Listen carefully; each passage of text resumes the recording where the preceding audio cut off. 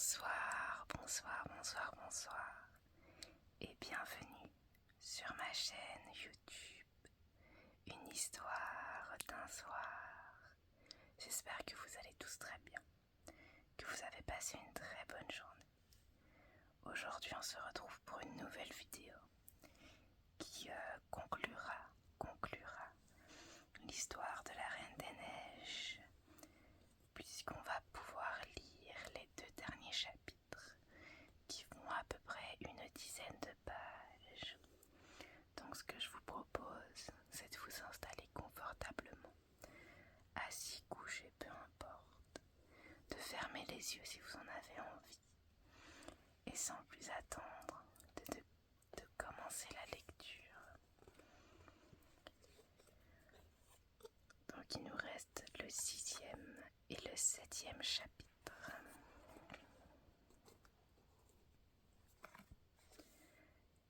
Sixième histoire.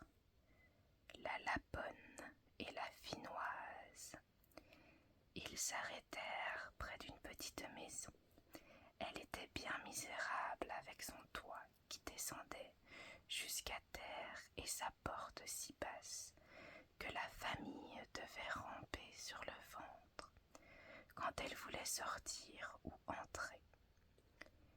Il n'y avait là qu'une vieille Laponne qui cuisait du poisson sur une lampe à l'huile de morue. Et le reine raconta toute l'histoire de Gerda, mais d'abord la sienne, car elle lui paraissait beaucoup plus importante, et Gerda était tellement engourdie par le froid qu'elle ne pouvait parler.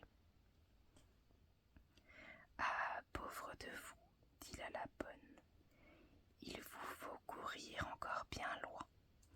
Vous avez plus de 100 lieues à faire pour aller dans le Finnmark, car c'est là que la Reine des Neiges a sa maison de campagne et que les aurores boréales s'allument tous les soirs.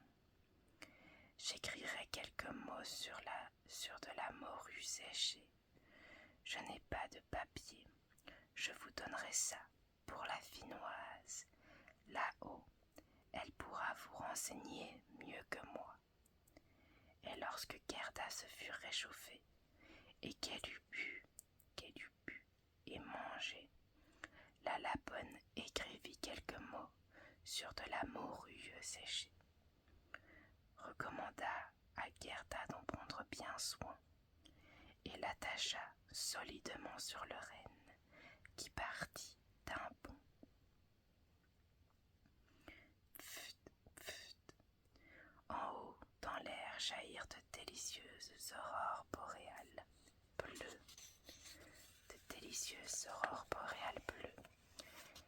Et l'on arriva au Finnmark, et l'on frappa à la cheminée de la Finnoise, car elle n'avait même pas de porte. La chaleur était telle chez la Finnoise qu'elle-même était presque toute nue. Elle était petite et très sale. Elle déshabilla tout de suite la petite Gerda, lui ôta ses moufles et ses souliers, car elle aurait eu trop chaud. Elle mit un morceau de glace sur la tête du renne, puis elle lut ce qui était écrit sur la morue séchée. Elle le lut 3 fois, si bien qu'elle le sut par cœur, après quoi elle jeta la morue dans la marmite, car ça se mange. Jamais elle ne laissait rien se perdre. Alors le renne raconta d'abord son histoire, puis celle de la petite Gerda, et la Finnoise cligna de ses yeux intelligents, mais ne dit rien. « Tu es habile, dit le renne. Je sais que tu peux attacher tous les vents du monde avec un fil. Si le capitaine du navire défait un nœud, il a bon vent.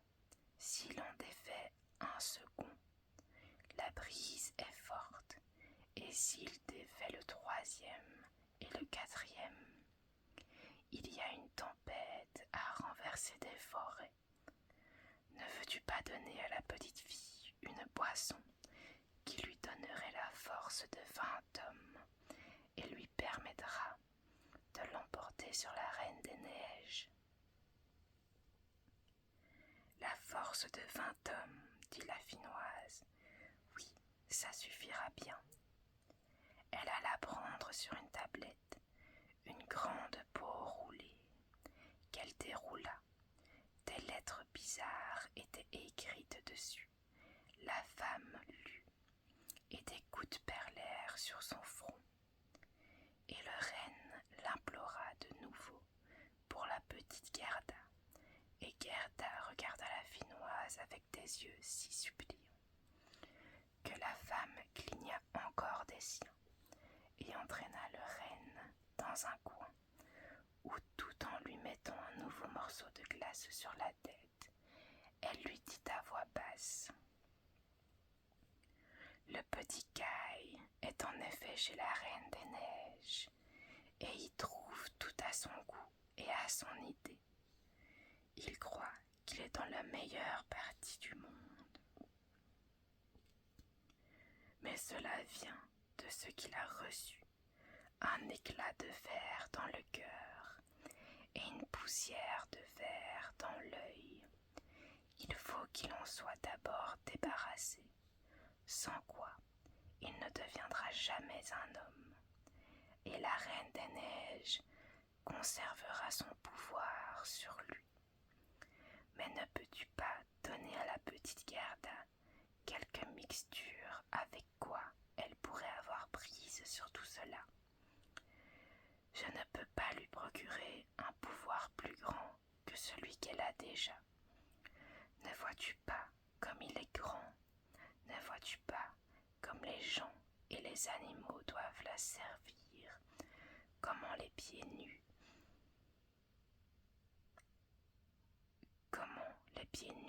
elle a si bien fait son chemin. Il ne faut pas qu'elle accroisse par nous son pouvoir qui réside dans son cœur. Il consiste en ce qu'elle est une douce enfant innocente. Si elle ne peut pas elle-même parvenir à la Reine des Neiges et extirper le ver du petit Kai, nous n'y pouvons rien. À 2 lieues d'ici commence le jardin de la Reine des Neiges. Tu pourras y porter la fillette. Dépose-la près du grand buisson. Dépose-la près du grand buisson qui est là dans la neige avec ses baies rouges. Ne perds pas ton temps à bavarder et dépêche-toi de revenir. Et la Finoise prit la petite Gerda pour la mettre sur le renne qui courut de toutes ses forces.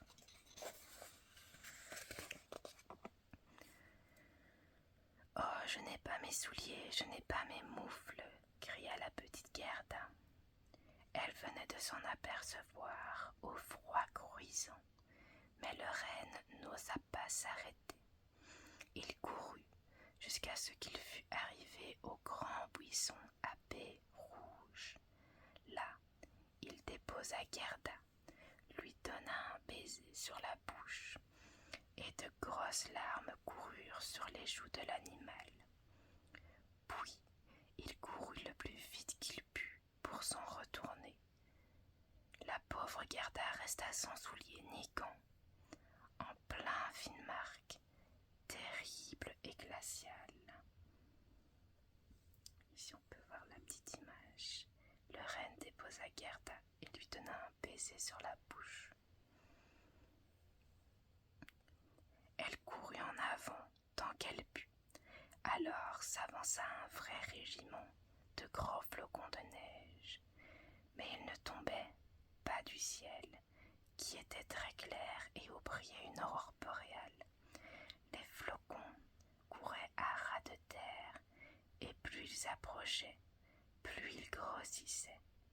Gerda se rappelait combien il lui avait paru gros et parfait lorsqu'elle les avait regardés dans la loupe.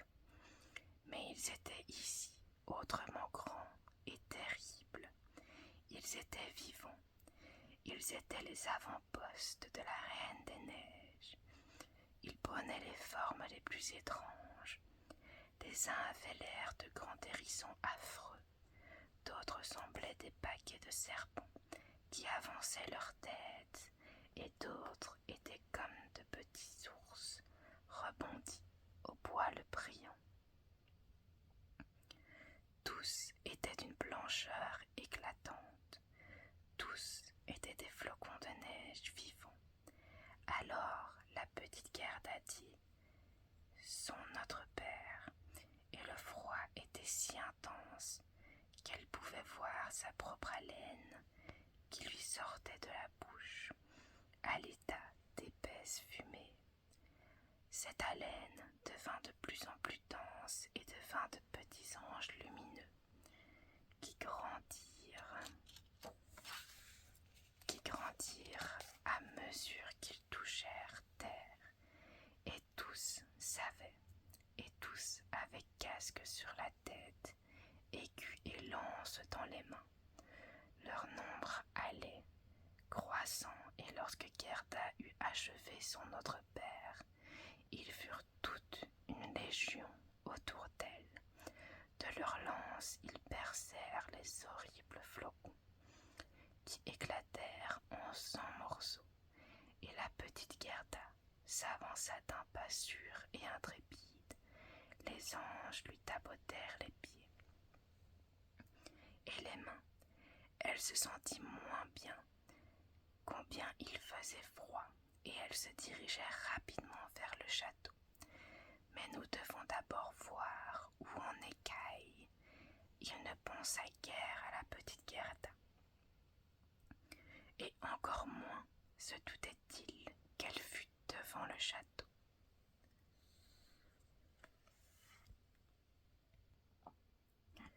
Septième histoire. Ce qui avait eu lieu au château de la Reine des Neiges et ce qui a eu lieu ensuite. Les murs du château étaient faits de poussière de neige, et les fenêtres et les portes de vent aigre. Il y avait plus de 100 salles, formées par les tourbillons de la neige. La plus grande avait des lieues de long. Toutes étaient illuminées d'aurores boréales. Elles étaient grandes, vides, glaciales et lumineuses. Jamais aucun plaisir ici, pas même le moindre bal d'ours, où la tempête aurait pu souffler et les ours blancs marcher sur leurs pattes de derrière et montrer des manières distinguées. Jamais la moindre réunion de jeu où l'on se dispute à bas de main, jamais la moindre séance de bavardage autour du café de ces demoiselles, les renardes blanches. Les salles de la Reine des Neiges étaient vides, grandes et froides. Les aurores boréales y luisaient si exactement que l'on pouvait prévoir le moment où leur lumière était la plus vive et celui où il était le moins. Au centre de l'immense salle de neige, nu était un lac gelé. La glace était brisée en 1000 morceaux, mais chaque morceau était tout pareil aux autres. C'était une vraie merveille, et au milieu du lac siégeait la Reine des Neiges.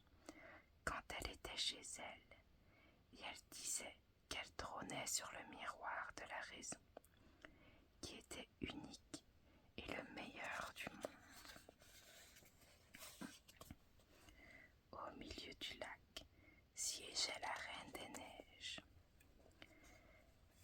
Le petit Kai était tout bleu de froid, presque noir, mais il ne s'en apercevait pas, car le baiser de la Reine des Neiges lui avait enlevé le frisson du froid, et son cœur était, autant dire, un bloc de glace. Il circulait et prenait des morceaux de glace, plats et coupants, déposait de toutes les manières, car il voulait arriver à un résultat. C'était comme lorsque nous avons de petites plaques de bois découpées, dont nous formons des figures que l'on appelle jeux chinois.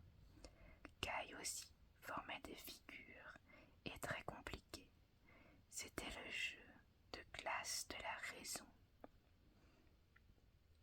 À ses yeux, ces figures étaient remarquables et de la plus haute importance.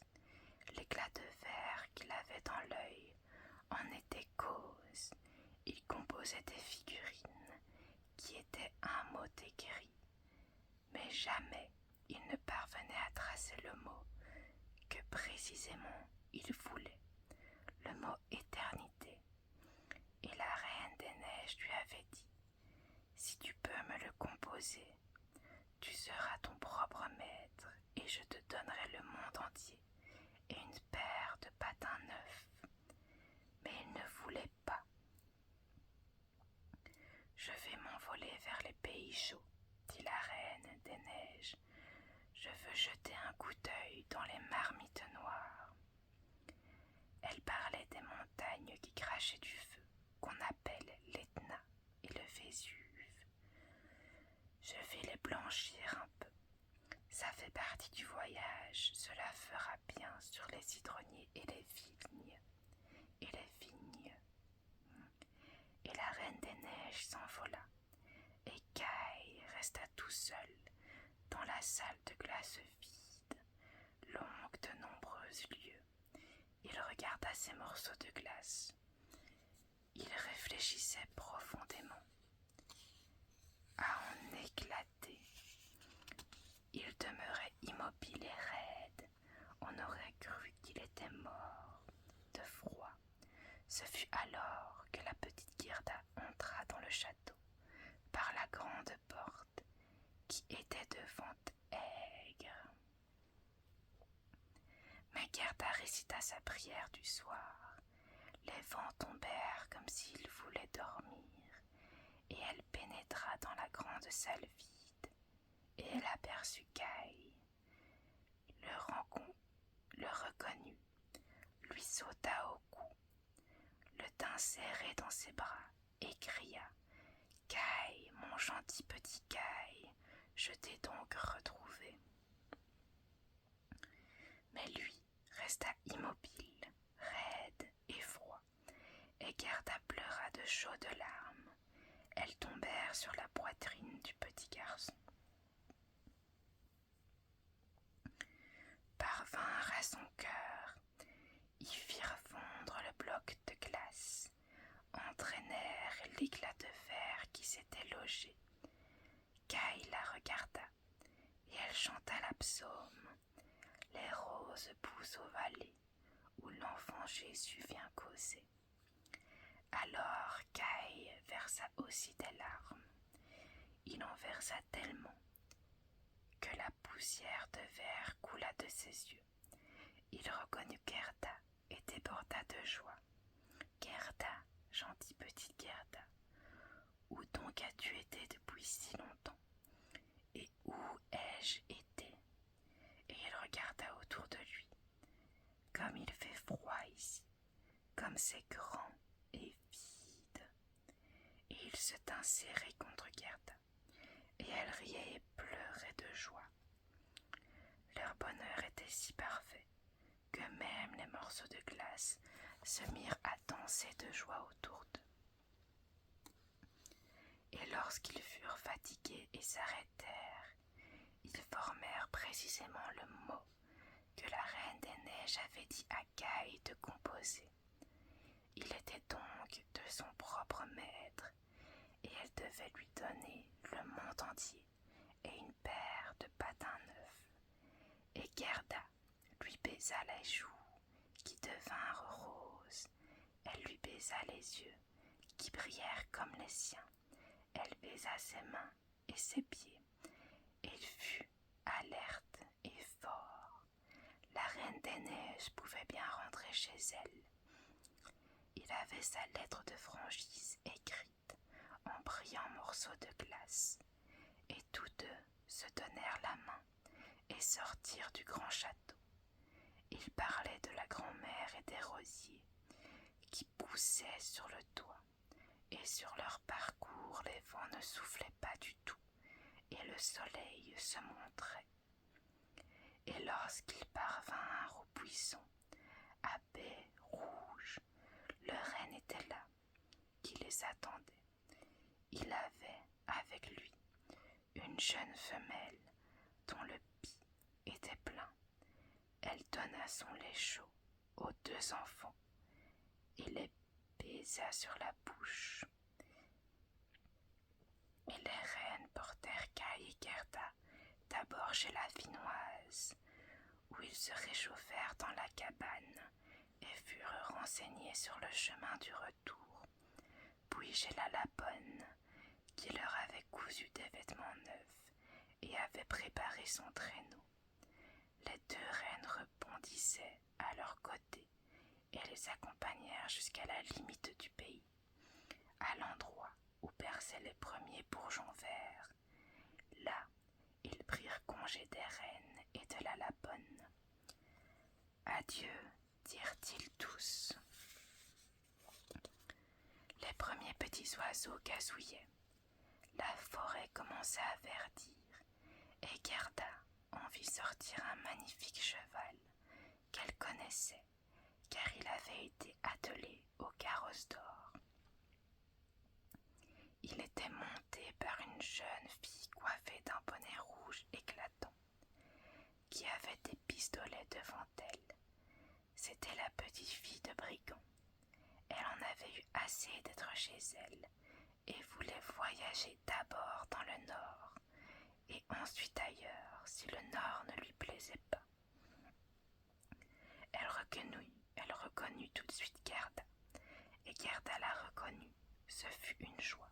« Tu es drôle à trottiner comme ça, dit la fille de brigand à Kai. Je me demande si tu mérites que l'on court au bout du monde pour toi. » Gerda lui tapota la joue et la questionna sur le prince et la princesse. « Ils sont partis à l'étranger, dit la fille de brigand. Et la corneille, demanda la petite Gerda. La corneille est morte, la fiancée apprivoisée est veuve et porte à la patte un bout de ruban de laine noire. Elle geint lamentablement et tout ça, c'est des bêtises. Mais raconte-moi maintenant ton histoire et comment tu l'as retrouvée. » Et Gerda et Kai racontèrent tous les deux. Et voilà l'histoire finie, dit la fille de brigand. Elle leur serra la main à tous deux et promit que si elle passait un jour par leur ville, elle monterait leur faire une visite. Puis elle s'en fut à cheval dans le vaste monde, et Kai et Gerda marchèrent la main dans la main, et ils avançaient dans un délicieux printemps verdoyant et fleuri. Les cloches des églises sonnaient, et ils reconnurent les hautes tours, la grande ville. C'était la ville qu'ils habitaient. Ils y entrèrent, arrivèrent à la porte de la grand-mère, montèrent l'escalier, ouvrirent la chambre où tout se trouvait, à la même place qu'auparavant, et la pendule disait tic-tic, et l'aiguille tournait. Mais au moment où ils franchirent la porte, ils s'aperçurent qu'ils étaient devenus grandes personnes. Les rosiers placés sur le génau fleurissaient dans la fenêtre ouverte, et il y avait là 2 petits sièges d'enfants. Kai et Gerda s'assirent chacun sur le sien, en se tenant par la main. Ils avaient oublié, comme un rêve pénible, la froide et vide splendeur du château de la Reine des Neiges. La grand-mère était assise à la lumière du soleil de Dieu et lisait à haute voix dans la Bible. Si vous ne devenez pas comme des enfants, vous n'entrerez pas dans le royaume de Dieu. Et Kai et Gerda se les yeux et comprirent soudain le vieux psaume. Les roses poussent aux vallées où l'enfant Jésus vient causer. Ils étaient assis là, tous les deux, grandes personnes, et tout de même enfants par le cœur, et c'était l'été chaud et béni. Fin. C'est la fin de cette histoire, les amis. J'espère qu'elle vous aura plu. Elle m'a bien plu personnellement. Enfin bref, j'espère que vous avez apprécié cette vidéo, qu'elle vous aura permis de vous relaxer. Je vous souhaite de passer une bonne nuit. Merci de m'avoir écouté et je vous dis à la prochaine.